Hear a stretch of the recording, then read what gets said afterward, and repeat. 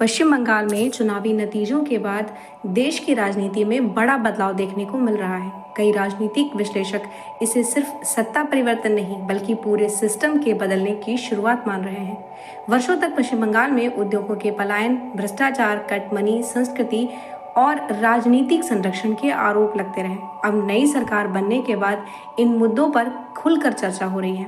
कहा जा रहा है कि राज्य में लंबे समय तक ऐसा माहौल बना दिया गया था जहां बिना राजनीतिक संरक्षण के कोई बड़ा काम संभव नहीं था। जमीन खरीदना, बेचना हो, मकान का सौदा हो या सरकारी दफ्तर का कोई काम, हर जगह स्थानीय नेताओं और कार्यकर्ताओं के दखल की बातें सामने आती रही।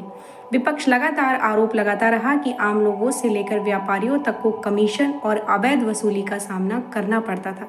सबसे ज्यादा चर्चा तथाकथित कट मनी सिस्टम और अवैध वसूली को लेकर भी। ट्रांसपोर्ट कारोबार से जुड़े लोगों ने भी आरोप लगाए कि कई इलाकों में ट्रकों से अवैध रूप से पैसे वसूले जाते थे। कोयला खनन और सीमावर्ती व्यापार से जुड़े मामलों में भी बड़े पैमाने पर भ्रष्टाचार के आरोप लगते रहे। अब सत्ता बदलने के बाद लोग दावा कर रहे हैं कि कई जगहों पर ये गतिविधियां अचानक बंद हो गई हैं।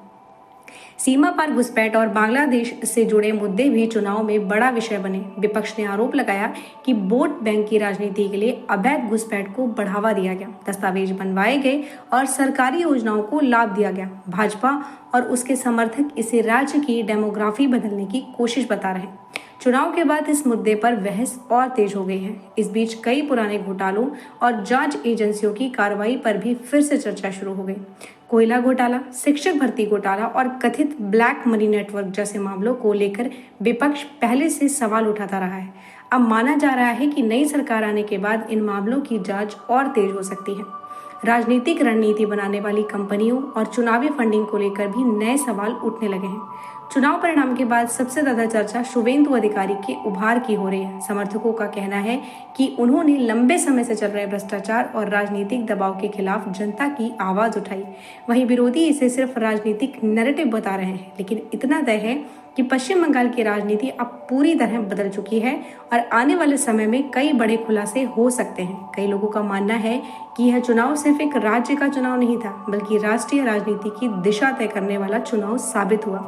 अब सबकी नजर इस बात पर है कि नई सरकार कानून व्यवस्था, भ्रष्टाचार और सीमावर्ती सुरक्षा जैसे मुद्दों पर क्या कदम उठाती है और राज्य की राजनीति किस दिशा में आगे बढ़ती है।